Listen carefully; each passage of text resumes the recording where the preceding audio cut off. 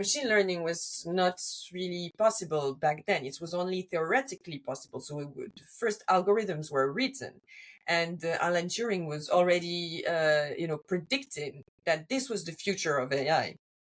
He was saying that someday we would teach machines like we teach children. Welcome to TerreScience, where we explore the science of consciousness. I'm Rajnish Khanna. And I'm Sarah Miller.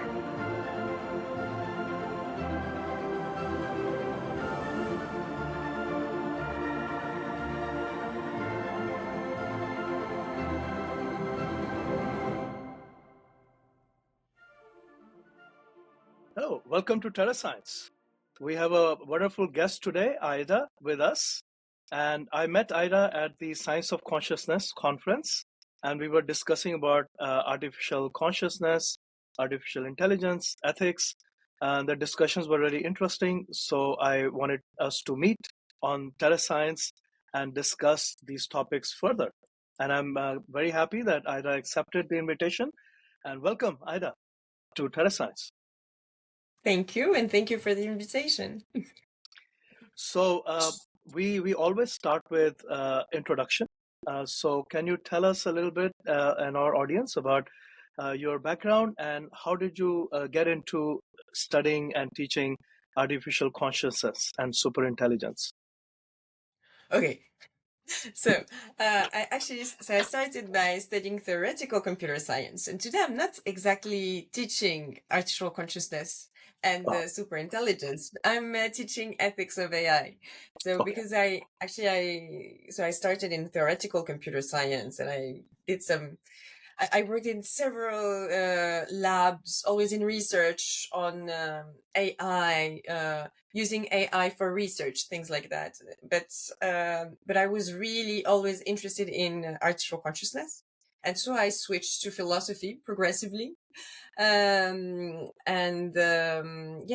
to ethics of AI also, because it's just becoming an increasing, a bigger issue, and. And so now that's what I'm teaching, and I'm working also on artificial consciousness. So as a philosopher, Okay. but also with computer scientists, and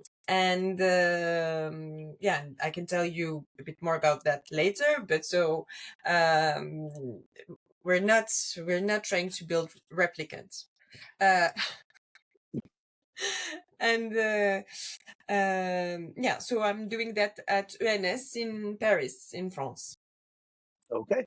So clearly, there are many ethical issues associated with AI, and people are very concerned about many of them, and it's becoming very progressively, increasingly more and more integrated in our systems, including job, employment, and all of these things. So before we get started, I just wanted us to quickly distinguish what is artificial intelligence, what is machine learning, and what is, let's say, quantum computing. These are all terms that are used commonly. So what we're talking about is not really quantum computing, because that's a whole different path in trying to create the next generation of computers.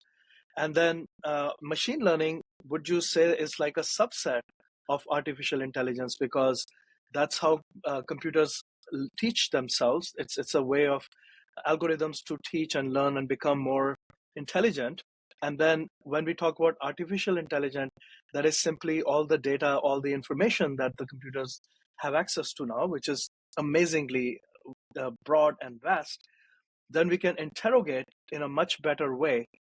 Users can interact with computers, with AI, artificial intelligence in such a way that they have access to a vast amount of data. Now the concerns are the correctness and accuracy of all the data that AI may have access to. So that leads to some of the concerns, and some of the concerns that are commonly discussed are biases, things that we humans carry, which can be gender biases, race biases. Are they integrated into artificial intelligence systems? Okay, So that was many questions. Yes. Okay. So I'll try Yeah. to reply to all of that. So Yeah. first of all, the distinction between AI, machine learning, quantum computing. So indeed, quantum computing we can put aside because it's more about the hardware. So Right. whether you have a classic von Neumann architecture, or now you're switching to an architecture based on quantum computing, so with qubits and things like that. But yeah, so that's more about the hardware. Do you have a quantum hardware or not? So that's not my area of expertise. I know about classical theoretical computer science. So I'll tell you more about that, but it doesn't change much about what AI is. So AI is indeed it's a technology mainly.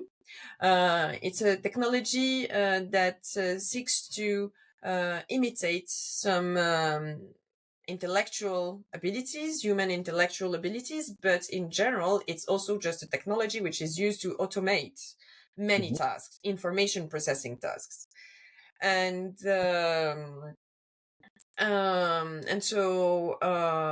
yeah, machine learning is only a subset of that because you have many different families, let's say, branches within AI. It originated in the 1950s, Mhm. and already back then we had both the sort of machine learning approach and the other what we now call good old fashioned AI approach, which was more based on logic, heuristics. So basically you just define for each input what sort of output it's going to give you. Um, but the computers were not powerful enough to run machine learning algorithms. We really did not have the infrastructure for that, because, as you said, for machine learning you need data, Mhm. and back then the computers could only manipulate a few bytes. So machine learning was not really possible back then. It was only theoretically possible. So first algorithms were written, and Alan Turing was already predicting that this was the future of AI. But then we were using a different family of AIs, which were more based on logic. And still today, it's not like machine learning has completely erased all the other ones. Because, for instance, if you take uh, an aircraft pilot, you want to automate that. You certainly don't want to add some elements of randomness and learning into that. You have some safety issues, so you really want something that you have tried, that you have verified, that where you really know where the input leads to. Mhm. Or for banking systems also, that's something which is very simple to automate and to verify, to check, and that really needs to be secure, reliable, very reliable. Machine learning is a bit unpredictable, depending on the kind also, because even when you see machine learning, you have so many different subsets of machine learning. And the one that is the most popular right now, and the reason why we hear so much about AI these past few years, is because of a very specific subset of machine learning algorithms, and that's deep learning algorithms. And so these they are based on neural networks, and they imitate in a way the structure of our neuronal activity, and the idea is just to process information faster in a highly parallelized way. um, and this is not some and at this level, then we lose prediction over the machine's behavior. So yeah, so that's not something that we would use for banking systems. But this is one of the major concerns of the future. Yeah. So if we lose the ability of predictability, and then we are kind of venturing into what we may call artificial intelligence that may take over and become smarter than we are, or Mm. acquire some sort of consciousness or artificial consciousness. So can you expand upon that? Well, what do you think those possibilities are, and share the concerns that society may face? Yeah, I was just asked this morning. Do you think that a scenario like the Terminator is possible? And Right. Yeah. and so I hadn't watched this movie in a while, but apparently what happens in the movie is that it's that you have an AI that reaches self-consciousness and from there decides to wipe out humanity. Okay. Mhm. And I find that there is a bit of a confusion, often between consciousness and intelligence. Those are two very different things. So you and I, we met at a consciousness conference. You understand what phenomenal consciousness is, what qualia are, things like that. But I often do public outreach about these topics, and I find that for that very often it's difficult to understand exactly the difference between consciousness and intelligence, um, especially since I mean there is so a relationship, for instance, between phenomenal experience and intentionality. So there is really a link between the two, but so yeah, there's a huge distinction between the two if that's what we're trying to build within an artificial information processing system. And so especially since actually we don't have a single definition of consciousness within the Mhm. scientific community. We don't have a consensus. We don't know how to test for that. We don't have a single theory. We have so many. So right now, when we're building artificial consciousness, what we're really doing is just that we're taking inspiration from neuroscientific evidence on human consciousness, and we're trying to build AIs that are closer to human cognition, modeled after human cognition, so that they can, for instance, develop a sense, at least a functional sense of empathy. Mhm. Uh, Things like that.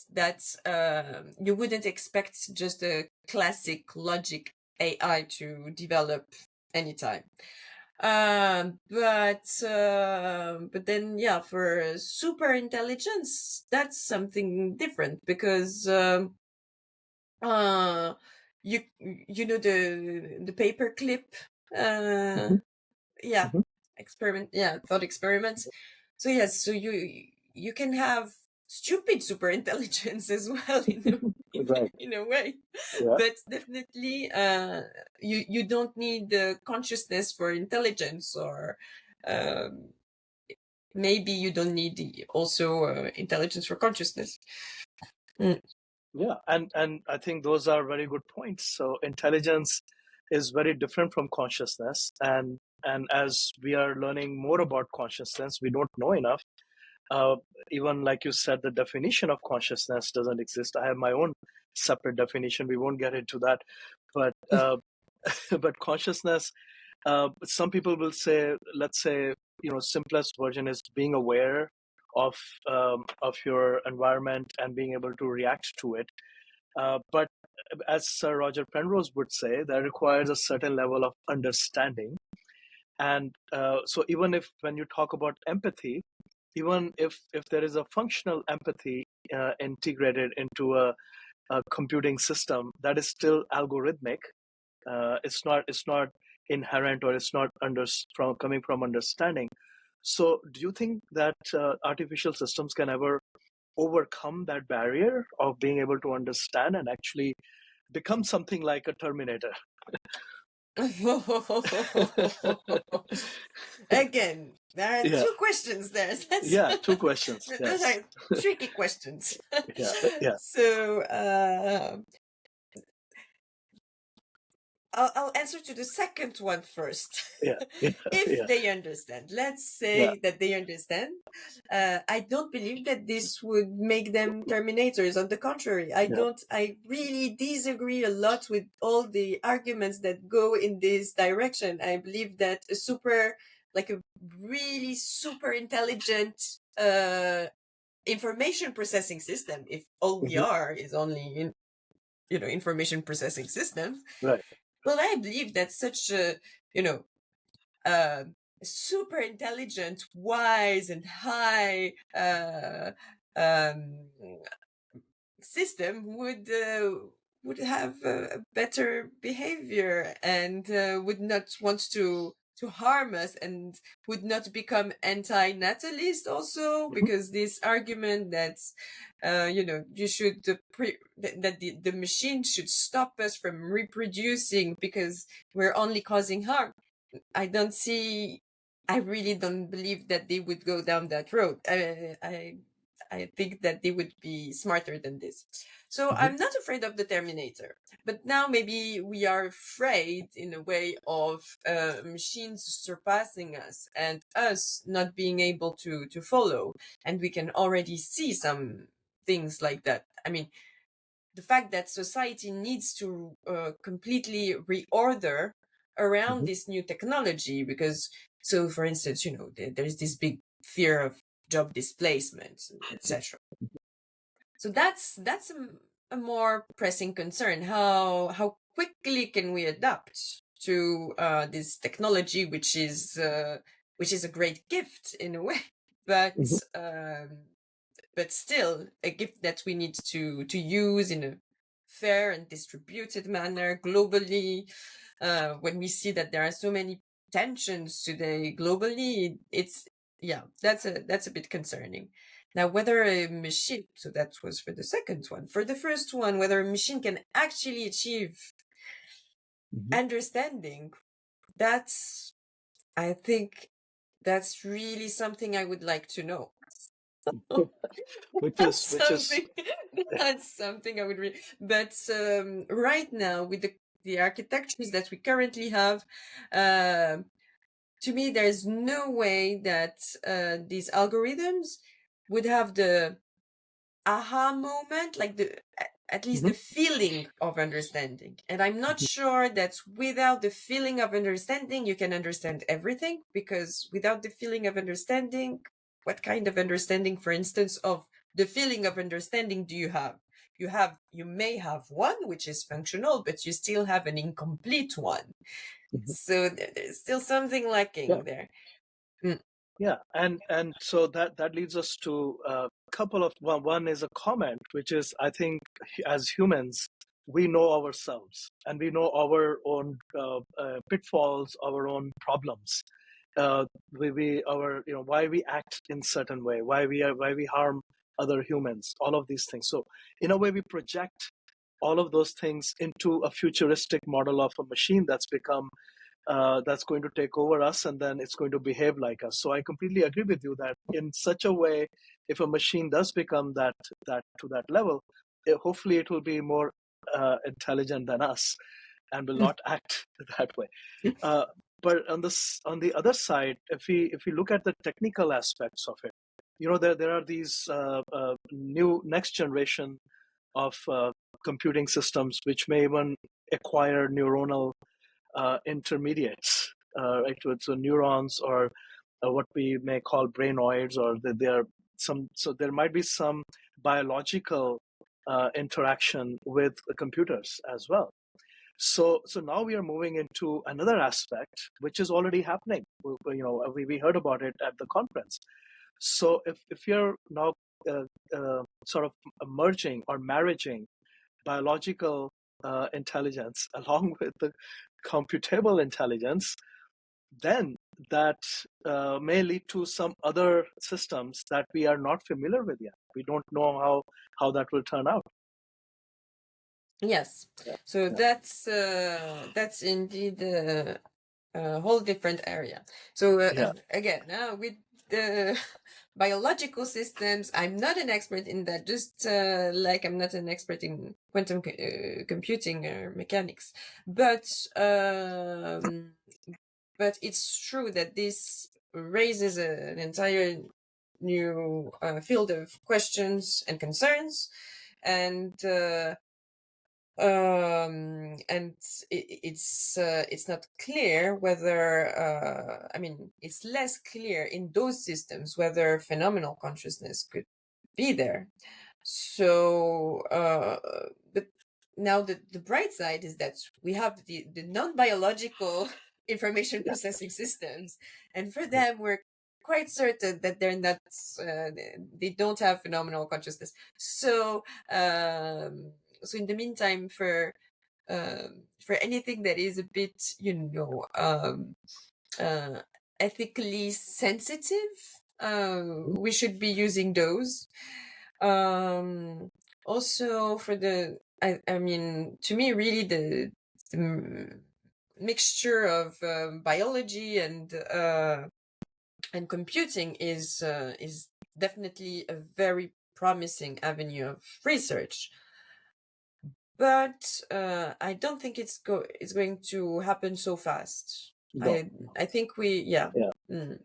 Yeah. And So when the internet started, when the World Wide Web started, there were all sorts of concerns at that time too. And eventually, I mean, it's still not regulated very well.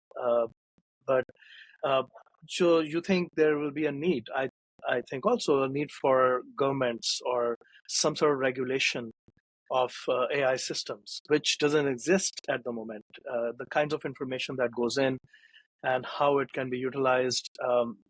So there'll be a need for better regulation in the future, which will go towards all of these biological and non-biological systems.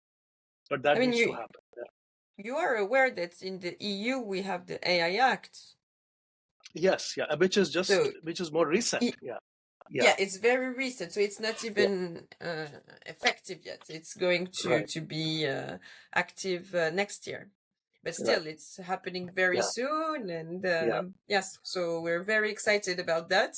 yeah, good, yeah, Um, but yes, and we also have, I mean, already many regulations internationally on bioethics. hmm So I really trust that these things will be very much regulated and controlled. Yeah.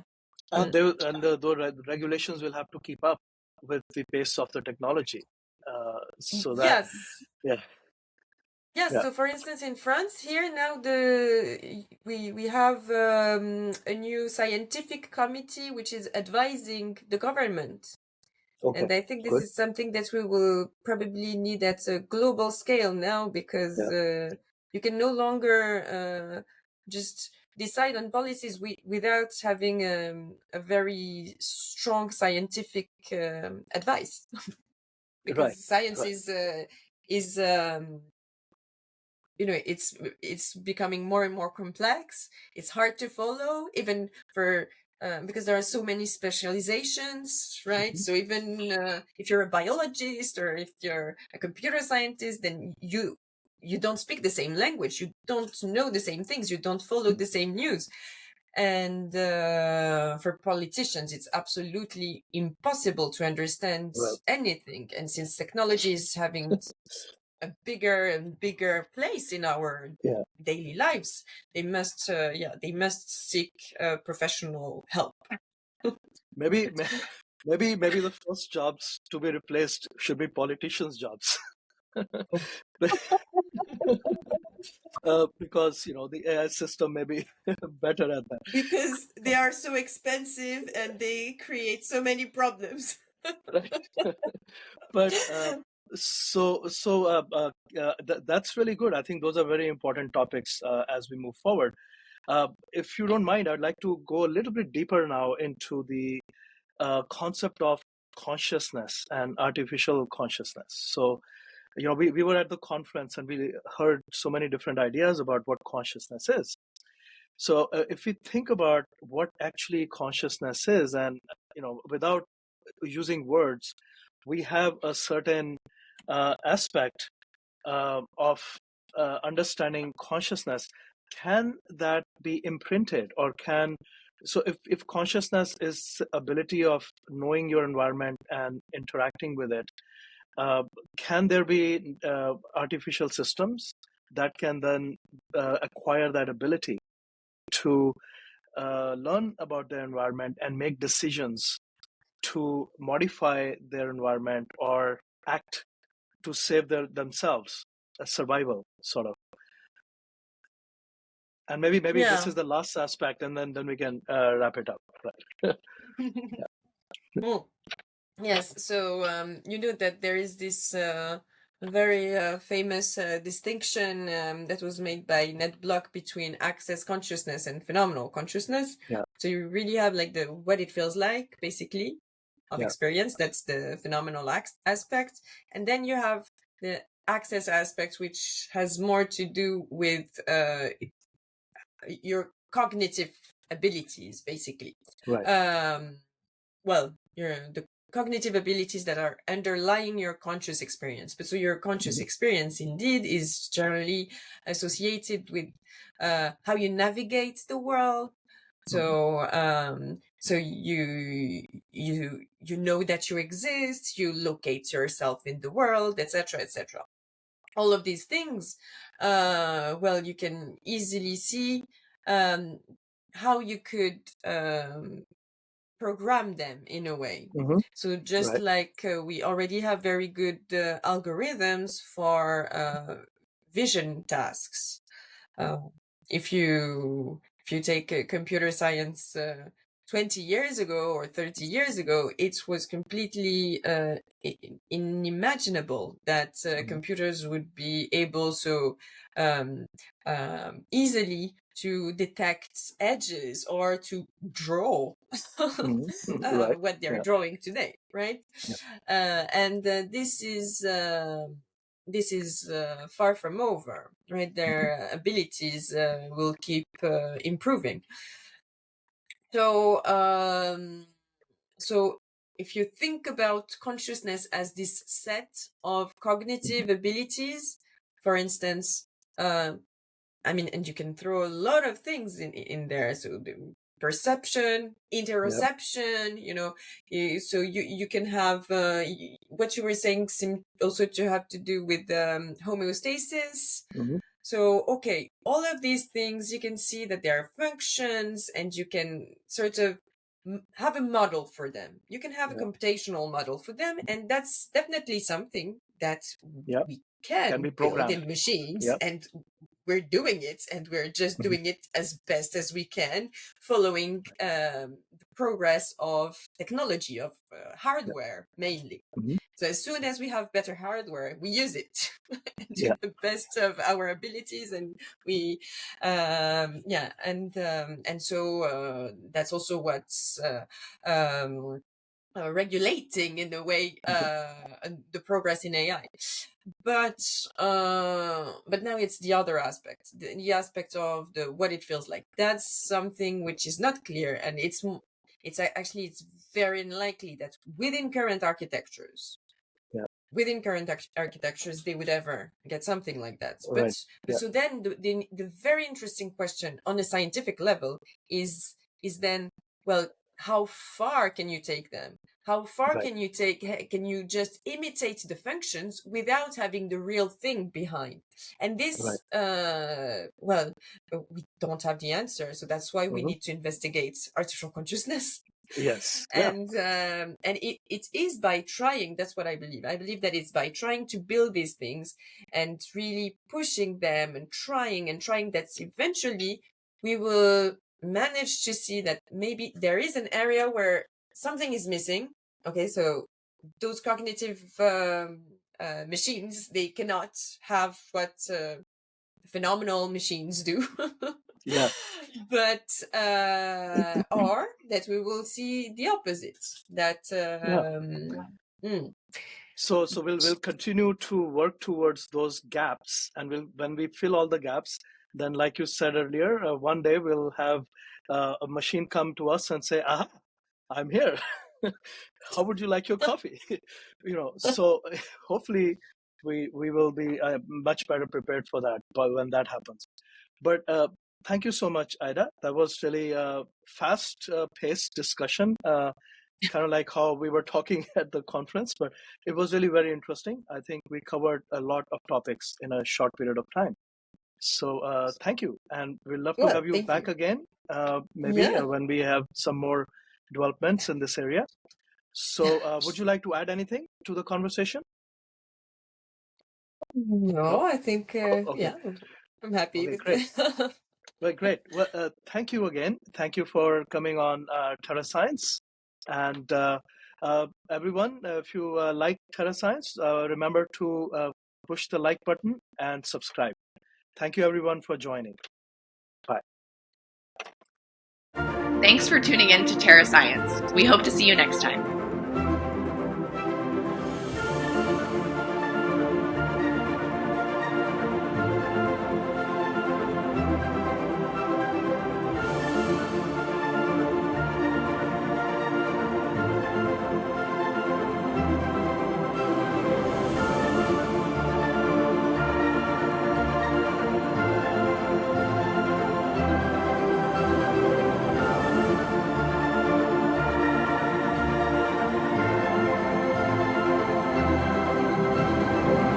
Don't forget to like and subscribe to our channel.